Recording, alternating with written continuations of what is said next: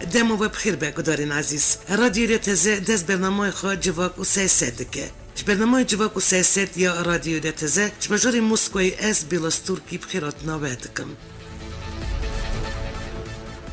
چوا هم پید زانن هر دو هفته جوره که زانیار کارمندن جواکی نویسکار روزنامه‌گر هنرمند و سیاست زانین کردی ناسکری دبن میوانی برنامه جواک و سیاست ینک وک 35 دقیقه یان برسی و پرسین مددن در باری رفش سیاسی و جواکی همو پرچین کردستانی و جیهانی امپیوینه که ایجارجی برنامه ما اوی بالا و بکشینه گوری دلی و به او برسی و گلک پرسین و بده.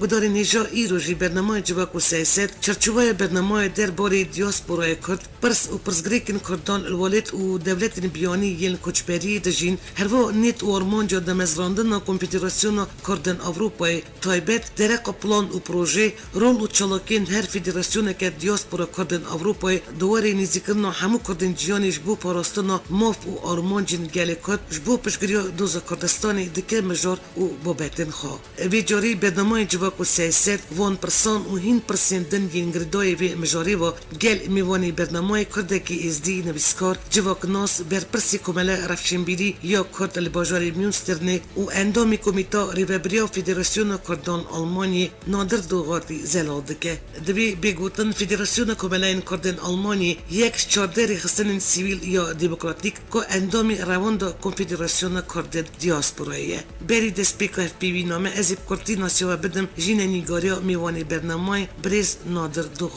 نادر دوغاتی کیه؟ نویسکار و میدیاکار نادر دوغاتی گنده دوغاتا سر باجار مسل سال 1964 اجدایک بویه. جبر چلاکین وی ین سیاسی و نرازیبون وی هم بر رژیم صدام حسین یه دیکتاتوری و وک اپوزیسیون الویچاخی نرازیبون خواه دربری لمش آلین دزگین اولیا رژیمی هولا دست سرکن وی هات دان نچار بو دمک زود دشت خواندن خواه بردا و پیوندی پیزین پیشمرگه کرلچاین کردستانی لسال 1980 سال 2001 قصد اروپا کرد الباجاری بیلفیلد آلمانی اکنچی بو بجداری گل کنگره و حرکت نشتیمانی و نتوی ینگری دایب دوز کردستانی و ازدیال آلمانی و دولت یکتیا اروپی کریه قادری راگیاندن و برپرسی بشی عربی راگیاندن لیقا ششا یا اروپا یا پارتی و کارگر نوچه هانوور خدان و ریببری سایت دوغاتا کم یا الکترونیه وک اندامی دسته سرکیت گل رخصنا مافی مروان ین عراقی آلمانی سال 2008 کار کریه و به اندام دسته ریوبریا یکتیا رواندا عراقی آلمانی هات هلبجارتن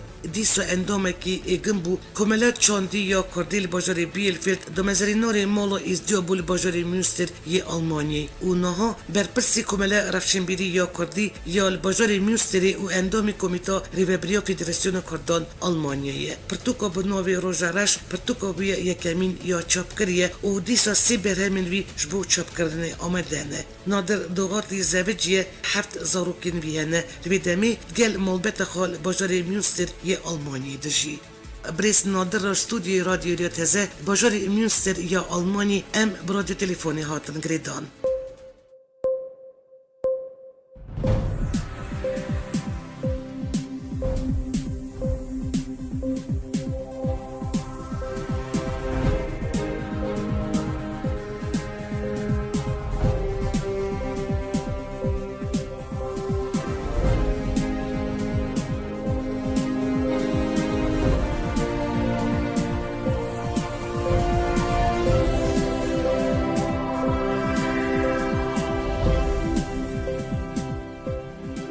دمت بخیر ببریز نادر گلک سپاس بو بجدار بونا تد برنامه جواک و سیاست دا دماوجی خوش با صلاح و رس بو رادیو ریا تازه و بتایبتی صلابین گرم بو خوشگاه خاتون بلا ترکی و همو کارمندین رادیو تازه و هر وسط صلاح و رس جبو گهدارین دلال قدر گران این رادیو ریا تازه گلک سپاس بریز نادر جنابی تا برپرسیاری کمالا رفشنبیری یا کرد باجاری میونستره و جگری سروکی فدراسیون کرد آلمانیه پرسابن اول یعنی اوه رفش دیاسپورای آلمانی یا کرد چاوه گل و چه قاس کرد آلمانی دجین و چه کاری دکن و پیوندی کرد آلمانیان چاوانه و پوزیسی رایدرن آلمانی هم بری پرسا کردی چاوانه بله کرد دم مجدل آلمانیا دبیدن نزدیک آنها 700 مليون إنساني كرد همو هر چهار پارچن کردستان و کردن من سوویتی جی لألمانيا هینا ربندگا گلتا مزن و برفره هیا بدهان کومل و سازی و سنترین کرده هینا ابان کومل و سازی و سنتراجی براتینی رولا خو هیا دناف جباک و غير ما خلق مرة عندما كردان ألمانيا وهرسا رولا خوها يجبو يذكرنا ولاتي خو كردستان وهر سركبتنو وشتنك ناف ولاتي جيتشيد بيت أفرابندا كرد أستي خورات بيت بشتغانيا الكاري خلق ما الكردستاني والهيراشي وهرسا أبسادي وكومنا خدمتا يا رندا كرد كان التواري زمان و کلتور و شاندا کردی و هر حسادت دیوان گهتا حکومتا و دام و دزگه و دیوان ألمانيا جی جبو و اف ولاتا و همو ولاتین اوروپی بجدیریا کردا بکن و ولات ما بکن بتایبتی ما رول واندی و ألمانيا بدرجه یک شر داعش سر کردستانی ألمانيا رولك قلك مظن هبو آلية لشكريدات آلية تشكو تقمينادات آلية خاركارية إنساني دا أو تشكين ألمانيا دايا كردان توي شاردات قدني ميلان تشكي ميلان أو بترش همو تشكان بشتا داعش كان بو ورول خو هبو تشارداش كان داعش دا تذكري هناك بحث فيدراسيون كومالين كرد ألماني مرابيجي وكارو أرماجين وان چنه قالوا فدراسيون كومالين دان لألمانيا هيكش فدراسيون كونفدراسيون كردين دياسبوراي بشتي كونفرانسي سويدي هاتيا كرن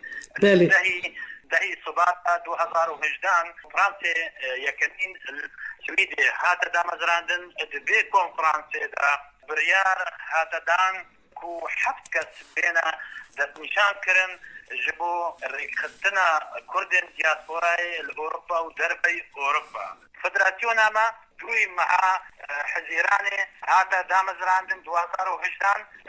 باجير بوربسبوركي وبشتي عندك كومبون والسيمينار كومبون فراون هاتا دامزراندن الكولوني وهروسا البوتروبي والمونستري فدراسيون بربرتي انها قهرمان السنة كرد ما باكورا أكاديمية كاليكاتيا أوروبي كاردكا وجيجريتوي ام دو جيجرين ايك جي سالار كركوكيا وارجي ونادر دوغاتي ام دو جيجرين وروسا سكرتيرك معايا بنابي كاك كجال كاك عبد العزيز وكاك قهرمان بوطاني وخشكا جيانجي اوجي عندما يا ربابية راو نيرين انترسير دامزراندن کنفدراسیون کمالین کرد آوروپایی چاوانن چه هیوی انتهنه و پیوگریدان و تکلین و پارتی و رخستن کرد الوالد سر کیجان آستیه براسيمي از جلتي جرجبينم باكرنو دامزراندن کنفدراسیون كردن دياسبوراري از بينمو از بيجم اغاني بينجاركا يا مزنا وشورشكا يا شياربون اتفاقا كردان الدياسبوراري يعني بشتي سالي هرز بيمانا تايكسبيكو الجزائري وكيميا باران كرنا كردا وحلبجا وفرمانا شنغالي وداقر كرنا كركوك وافريني همو افكار سارنا سريما هاتي انه هشياربونا قدرنا في كردا دا هيا لاوروبا تبيت يكريزي وما حقي بكتبنا في مالا اوروبا دا داكو بكارين كردان بكين هيك بريارا كردان بكين هيك مالا كردان بكين هيك اتفاقو يكريزي دنا في مالا كردان بكين وابجي البروكسلي ام كرد همو كشتنا حب وبياما خو مجهاندا يكتيا اوروبا والبيستوجاري وبيستوبينجي سبتمبر ما بياما خو جهاندا اوروبا وهمو جهاني وامجي كرد خدان ريفراندومي خدان ويسبرتينا ابو بارد خونيما ذيك ازاديه دمدانيا امجي هر ملتك وهر ولاتك شايستي ما بيشارن بيسي ودولتها اخوين ووقت تبايا قالوا ملابن حرزة كاين بيجين سربخو وخدان خاك ودولتها خوبي ازي كشبينم كو ام دي بنقادت مصن هابين ويك ريزيا ملابن كرد الدياسبورا دا بربندا كرد الدياسبورا بريز نادر تيزانين وكيل اوروبا الدورة 2 مليون كرتنا اللي اگر جماري كردن دروي اوروبا يدجينم بحسب بينن 6 مليون زيادة رجوانا 700 هزار جواب قوت 1 مليون كي الماني دجين ريخستنا ديمقراطيكي كردن دياسبورا بنيرينا هاته بچه آوایی دکاره نالیکاری کردن والد بکن هم بر بپیکن ما فینگالی کرد دکاره رولک باندورید پرچه این دنین کردستانی هبه بنیریناته وقتی یک رجوع همانگی بکتر ناب رز و کومل و سنتر و فدراسیون دیاسپورا دا دنمارک گلک باندورا خو لبر سیاستا المانی و اوروپی و جهانی هبت بله هم یک رجی هبن امی بخمو آلیا با امی باندورا خو مثل سیاستا کردستانی جی هبت روژن راش وقتی بین آن سرکفسنید مجی بین امی باش بشتی یکن تشتی دیجی ما اتربندا کرد دیاسپورا ما انسان پسپور و هیجا و اکادیمی و زانستی و همو جواکا کا یفهیز مهایا برلمان اوروپی دا حکومت دیوان نوان دا مدزگه توان دا خلق کی کرد کفکیت ناب بریارا المانی و اوروپی دا بله خلقا وقتی ام یک رجیت ناب مانا ام کارین باندورا خول سر بریارا اوروپی هبت اريد هبت ودي هبجي الالي دي الرمضانات قالك وقت كارك وصل شيء ام رابي برابرين وكابنت جعدا وإيديا ما حروسا باندورا خاي بلي ام ريكت اشتيانا وريكت ديمقراطي وريكت اكاديمي ام بتكار بكين وريكا يا جواكا تبي نبريكا يا آلية سياسة آينونا بكتب جواكا تبي ياخو ام كومكين وام بيجواكي خدمتا ربندا خويا كوركين متا ولات خوشي كين همو بيرادا كي نادر تشقاس بيت زانم وك 18 سالة الأوروبا دجي والجوري تا كردن ماين چونه بالاتن أوروبا قالوا قردن خاندن وفيربون أزمانن وياد داجي عيان بروبليما هاري مازن يا كردن كل دياسبورا اندجين اف زمان زك ماكيه وش برا سيميلاسيوني هرد چه يعني هزمار كردي آخف كيب دبن ودوي درباري داتا چد بيجي قال ورفشا خواهي كردن زمان و چان دا كردي دناوا جواكا كردن ألمانيا دا چاوانه بس يارك گرنج آبا از كما دو بجبان كيجي او خلقي ما كردي ما كيفن دا البر اري قالك زارويتوان كابتينا دامو دزقه هذا كابتينا شهادات ورقرتنا وك بارزارين وك تختورين وك اندزيارين كومالين كالتوري كو ام اشكار خباتت ما ام دبيت آلي كالتور وروشنبيري و انتقراسيوني اذكرنا انتقراسيوني ولاتت امتداشي كو او ولكن امتداجي دبيت ام كلتوري وان وزماني وان وقت كلتور وزماني خو رسند داني ام بيت باش فيربين اجبركو زارويت ما خلقي ما كفتر دامو بدك هذا وباندورا خور بريارا يا وفي هبل متى حاجه وقت بركبنا الدامو ذلك البرلمان وسياسه حزب اوروبي دا دوي وقت دا ام كافي باندورا خو ام حاضر بين بريارا واندا يعني ماجي هذا حاضر بمن ام كارين ادبي وقتا ام بركي اباكين بنبرا ولات خدا ولات دياسبوري ام بناجين ام الحد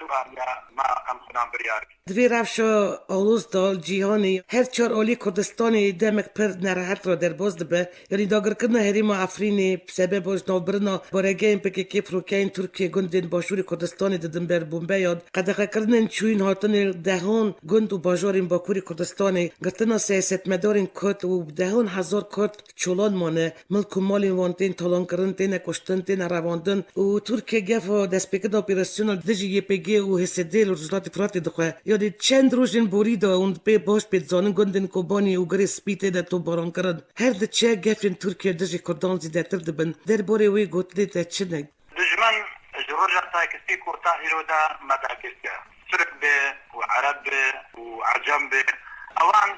چوی زمخون نهیلا جبو فرکرنا کرده جبو عرب کرنا کرده جبو ترک کرنا کرده جبو عجم کرنا کرده آخاما دستکم خلقینا کجن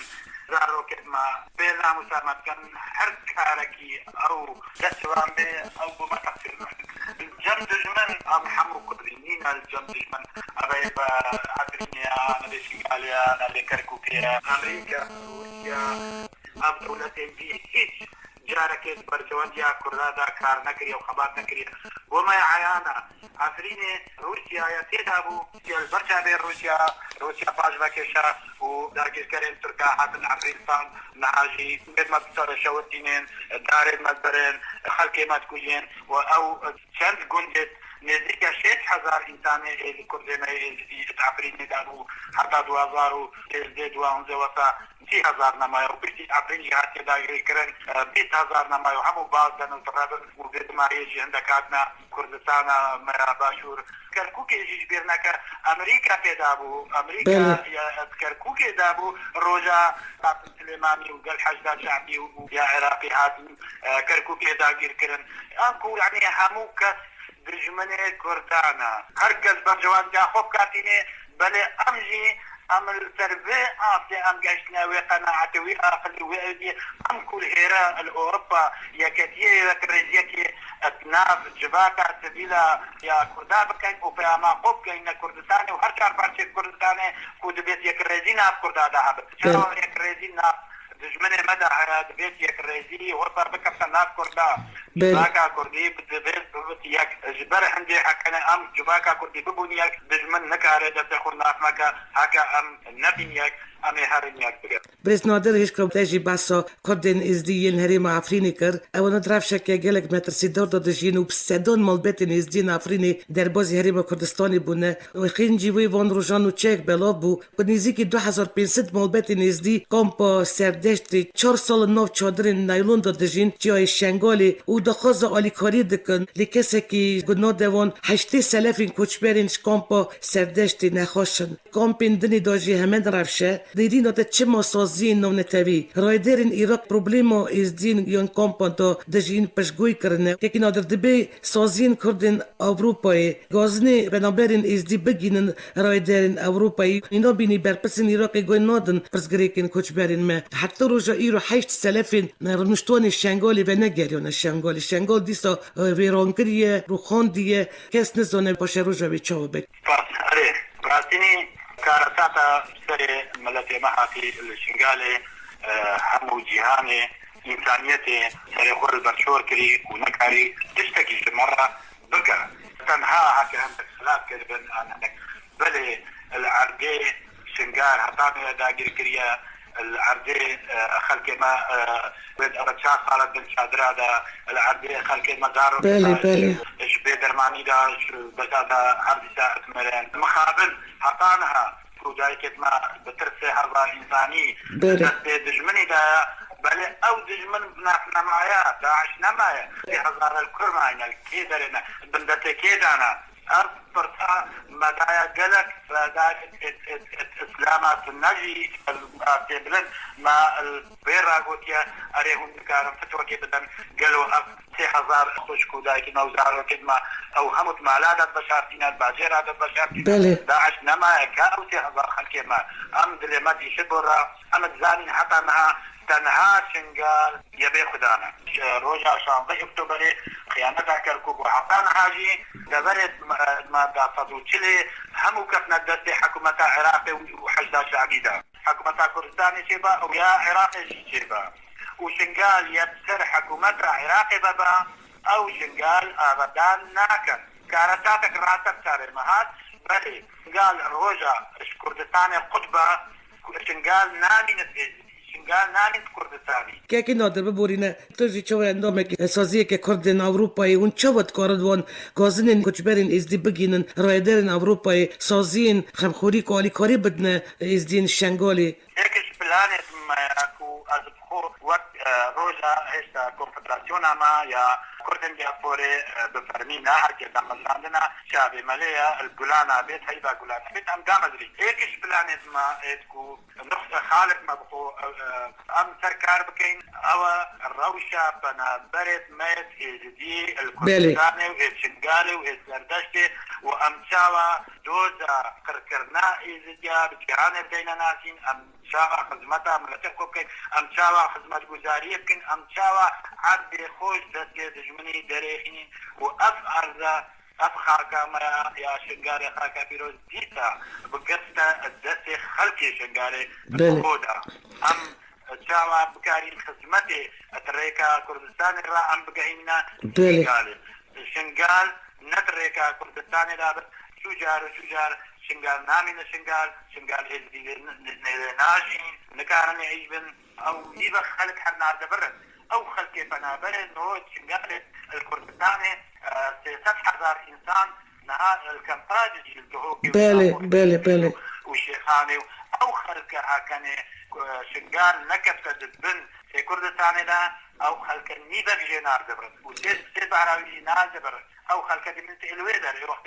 خلق الويدر يمينة أما طبري كسدت حكومتي جدا حكومتها مركزي أو بخوجي ويدر كناجي حكومتها مركزي برخونادتي حكومتها مركزي منطقي أو كسانا إرقل دا عجبون برسياتا حكم أو ذكارن خدمتها ملتي مركز بله ام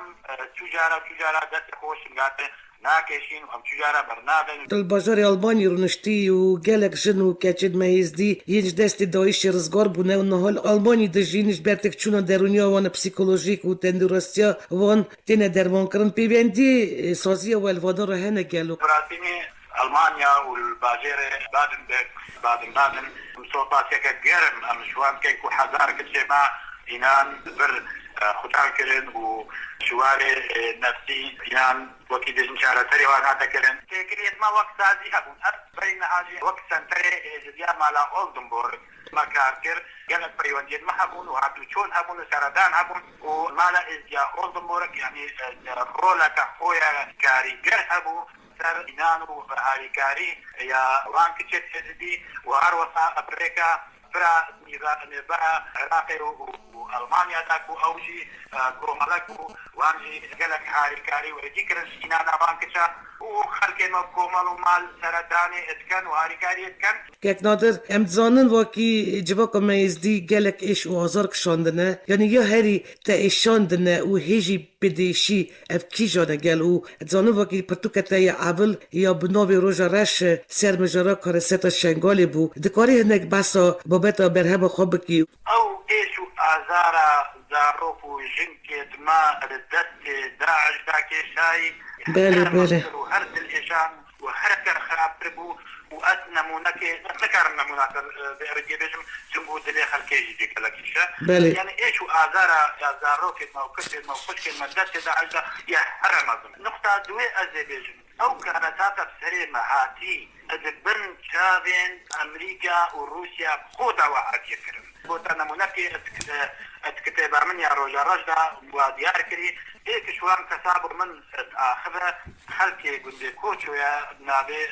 ادريس كوچو او بو كبسير قولا يبرندال جبن طرما خلاص بو يا روجا يا طعنطي ما هي وقت كوچو همو قكرين وقت شهر سسكت يصدو هشتيكا تزبيرم هذا كوشتم ايك ساعة دا وهشتت جنوك وزارو برن ايك شوان بومن اخذت بسير قولا يبرندارا جبن كلاخا دركبت ادبيجت وان ام برين حر بينجي شيسكت الترميلا دا برين وام الرامين كريم يعني قولا بارا كريم وقت ام قولا بارا كريم توی وقتی دا هشتا تيرورت داعش سر مرات سكني ام قلباران كرين سهارين امريكا سر مرات سكنين سر مرة بورين صارت امريكا الزاني قركرنا انسان بردي دي واتشيد بت ديتن بشابه خو لي اوان كاريجي اذكر كرنا تشينبت لي نكر تشينبت اوان بيات شيبت دا كداعش رولا خو ببينت دا داعش درست او كنا تيرور كاتشاواب كنا ارمانجك بخو بجا ابدو تشتت حريد قرنگ بون او بو ام البرشابت دولتت مظن حاتنا قركرن سدما ويكي فري دجمنا ام كشتين وانجي ديروكا مبدا سخوت نبيسين نها ما روشنبيرو نبيسكارو واكاديمي هينا او دجمن وقت ما بكجا ام ديروكا خوب سخوت نبيسين بله وان هون تيرورسن هون ما قبولنا كان يا ديجي برتوكا من يا بري دوكومنتا ونبيسينا جكارن تيرورستين شاهدين بله ملاتي ما يزيدي ودجي كردستاني بله قالك باشه روشي دوجي ببلغة يعني دوكومنت بله بلغة نامكا بله وفرمانن ازديات شاوات هاتن بريزنا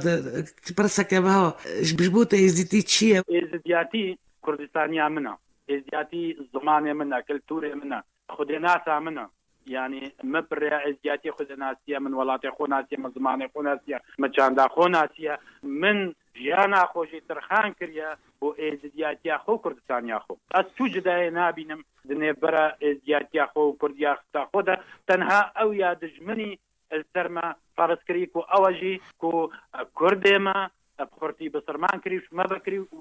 دژمناتینی بەکەمەکری هەکە تشتێکی دیمەنین مەسەلەکە سیاسیە گەلک پارتێن کوردستانی سیاسی و پارتێن عەرەبا و تورکاژی نەبەسێت کوردستانی هەندێک دژمنان سەرێ هەندێک کار کردە قەومیەکەتیش بۆ ئێزیاچێکەن بەلێ باب و باپیرێشمە ئەشمەڕا گوتیا ئەم ئێزدی زمانێمە کوردیە ئاخامە کوردستانە لە شامە نێبا کوردستانێدایە کەلتور و کەلوپورێمە کوردستانیە شەروالە دەرسۆکاسۆرە ئەم چوجارە ملەتێ خۆ قەومێ خۆ ئاخا خۆ خاکا خۆ ناهێلین ئەو کەسێن بێ کاریکان ئیچاشن بەلێ ڕۆژەکێ دێزانن و ئەو سەر دیرۆکە کە شاشوێ بڕێبەچن ئەو وێ خزمەتە دژمنی بکەن ڕاستینی نەهاجی ئۆڕۆپا گەلک سەربێ هەندێک کار بکەن و هەندێک سازیێت ئێزدیا بخۆ سەربێ کار بکەن ئەم ڕاستینی وان شەرمەدار بکەین ئەو دێ ڕۆژەکێ زانن وەختێ پرمانێت بەرێت هاتن ماهەنگی سیاست هەبوو ماهەنگی حزب هەبوون ماهەنگی ئەوێدی هەبوون بەلێ هەر فرمان سەرێمەدات هاتن هەرمەنەت گوت ئەم وڵاتی خۆ کوردستانە خۆ زمانی خۆ کەلتوری خۆ دەهێلی مەناهێلایە و ئەم چجارەژی ناهێلین ئەبەن هۆژی هاتن فرمانên هۆژی ئەم چێ نابێت ئەم وڵاتی خۆ زمانی خۆ کەلتوری خۆ پابێت جەنگ و ئەبەنێ دیرۆکە ملەتەکیە ئەم پێبەت گرێداینە بوونا ئێزیاتێبە ئاراندنە ئێزیاتێبە خەتانە ملەتی کورد لەمبەری داعش هۆف بەدەلên مەزندان و بجانوارên xwe nirxên mirovatiyê parastin te jî gelek car dereqoyekî got Rojhilata Navîn Kurd hemû derecan xudan roleke serekene dibe çi bêkirin wekî Kurdên Iraqê Îranê Tirkiyeyê Sûriyê bigîjin mafê xwe yên reva divê revşê da divê revan da Kurdên dîasporê bi çi awayî dikare bibe alîkarê براسینی مەسەلا مافێ چارنووسێک کوردان لە هەر چار پارچان نها ئاستەکی گەلێکی خراپدایە ئەم نها دووجی دوو پرسیاراتە کەمە دووجی یەک سەر مەسەلا کوردستانی و هەر چار پار کوردستانی و مافێوان گەلێکی زەحمەت هەکە تو نەهۆ بێ باشووری کوردستانی لێ برێنی ئەم گەهشت بوونە ئاستەکی وەختێ ساڵا پارمە ڕیفراندۆم دارخستی کارێکی پیرۆز بوو ئەم گەهشتنیاوی ئاستی ئاستێ دانانە برێ ئاساسا دەولەتە کوردستانی بەلێ قەنجەرەکە پشتە vê referandumê birayet me Kurd êtkuwan dengê xwe jî day yanî dagirkirina Kerkûkê hêla pişta me bişket û belê referandum bû ma bû belgenamek ji bo avakirina dewleta Kurdistanê UN û hemû cîhan pêngava êkêma wa habêtî li Başûrê Kurdistanê Rojavayê Kurdistanê ew jî hatana دوو بەرەکی ئەیدۆلۆژی و سیاست وێت هەین ئێکژێ سیاستەکە خۆ حسێب بکەن مارکسی و بالکل هەموو ڕێکن وڵاتێندی و ملەتێتی ئەتکارن بژین دیموکراتینە ئەو ئەحزابێت قەومی جوێتین حزابێت ئێتنەتەوەی هەردووجی ئەبەنێ 8 ساڵا دژمن لە هەردوواتە هەردووجی نابن یەک باکوورژی ئێمە یا دیکتاتۆری وان پلانادانێ و چوجارە بەس کوردا بکوژە و زندان کێنیکە ڕۆژهەلات هەروەسا نەها کورد دوو ڕێکن ڕێکە نەتەوەی و ڕێکە یا دیموکراتی ئەو پێژنیاک و لە هەفت گەل ملەتێندی بژی ئەف ڕێکنە هەرگا بە گەهشتنەیەک ئەم دێ یەک ڕێزی کەفتت نێف مالا کوردی و کوردستانی گشتیدا ئەم نەها ئەڵمانیا ئەم کە بێ حەسکەین وەک جڤاکە سڤیل ئەم یەک ڕێزی و هەنگانگێت ناف مالا کوردی وەتارا کوردیکەین داک و باندۆرا خۆ هەبت سەر کوردستانی و هەرچار کوردستانی مرۆڤ dikare bêje yanî pişt têlbijartina parlamentoya Iraqê û parlamentoya Herêma Kurdistanê Iraqê û Başûrê Kurdistanê pêvajoyeke nû dest pê dike û divê qonaxa nû da bawerê te heye kekê nadir wekî pirsa serxwebûna Kurdistanê dîsa dikare bibe pirsa rojane mesela pirsa serxwebûna Kurdistanê آلی عراقی با نایت نقاش کردن و او نبی او حسناکم گهلی بن حکومتانو بجمع جنابتا نها عراق هاتیا لیک ذکرنا سنا شیعا کرد حکومتانو دست شیعا دا هر دیتا راسا افسروک وزیر هاتی قنجا هگر ایران و عبادی مالکی باندوراخو لنبت حجدا شعبی نترسينا هكا نترسين او سركار وهجر وبيرت خو فكرة خو بك اري دێ هەندێک پێنگا ئێنە هابێتن ژ بۆ چارەسەرکردنا وان ئاریشێت مادا 140 و اتنف برا كردستاني وعراق دا اشخانقين وكركوك وحتى شنقالي زي هندك بنقاف هائنا هبت بلي هكني إيراني باندورا ومالكي وعبادي سرهبت وحز الشعبي وبطرسينن زحمته أو بكاركي بكار بريز نادر الجوري أقاين جنابته چند ازدين برلمانتار هنه برلمانتار عراقي وباشوري كردستاني 2 برلمان معنا ويك برلمان أوجي كتشا البرلمان كردستاني يعني 3 برلمانتار ما هينن هالدولة ده دم جوان را سرکفتن دخوازن که یک نادر بجاره برنامه مایی رو بدرقا دیاسپورا کردن اروپایی درقا دیاسپورا کردن آلمانی بنیری ناته رول دیاسپورا کردن جیانید پیش روژیا کردستانی دا چاوانه و دکاره باندوری بکه و نیرین و پیشنیارین تش بو کردن دیاسپورای چنه أبنجابا مهاويتي إجبو أواكرن دمزراندنا كونفدراسيونا دياسبورا كرد أبراسيني بنجابك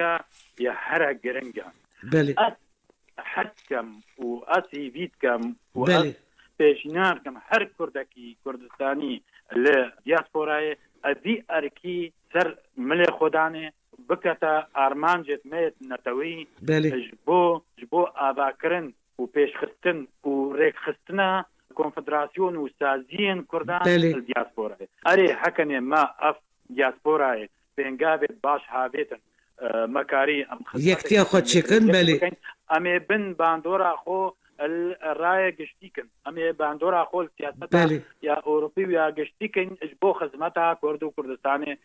از حد کم اببتا اتفاق کا دیاسپورا کردان و بنگابا كم جبو هشيار بوني كردان الكردستاني والدربي ولاتيجي بروبليم كو هاري زيدات ديشينه دنوا جبوكو مايا الماني تشيه قالوا جباكا ما قشت يا آسك يا براسي أزدجم كو أف سياستا كردانيا بري يا سياستا كرسيا كردي باندورا خلق الميش كي كردان كريا نهاتو بيجي كرم كورد بآلية جباكا سبيلجا كاربكين باوري قلق الجمنا مايا بجا هندك كسد الشياربون وتيجاشتي وعينا وقت وخدان كومالا وأكاديمي والروشنبير وقت تو آلية جباكا سبيلجا قلب آخبي آمادة كاربكين متى بكات كل أوروبا سياستها كردستاني ونيك ريزيات سياستها كردستاني باندورا خول خلقي هي وخلق إيشانديا يعني ديفيجنكم باشك زيدايا دياسبورا كرديين أوروبا هيجي بن كنترول بارتيان دا يترازي بيقود نمرا نهات شكي كيم بويا سالن بري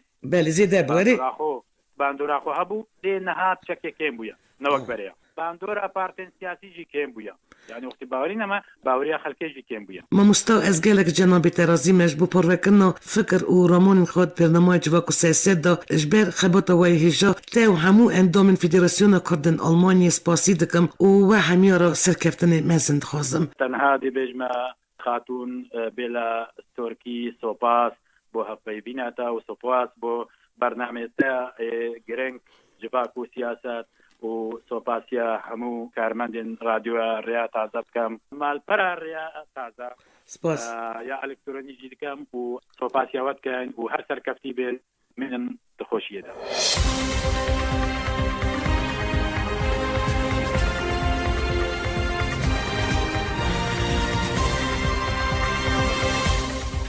گدارین عزیز برنامه جواکو سیاست پشن خواه ایرانی تمام کرد میوانی برنامه بو برپرسی کمال رفشن بیری یا کردل بجاری میوستری یا آلمانی جگری سروک فدراسیون کردن آلمانی بریس نادر دوغاتی آمده کار او رو ببرا برنامه بیلاس ترکیه هونجی گدارین عزیز تا برنامه گدن و میوانه گیدن بمین نو خیر و خوشیه ده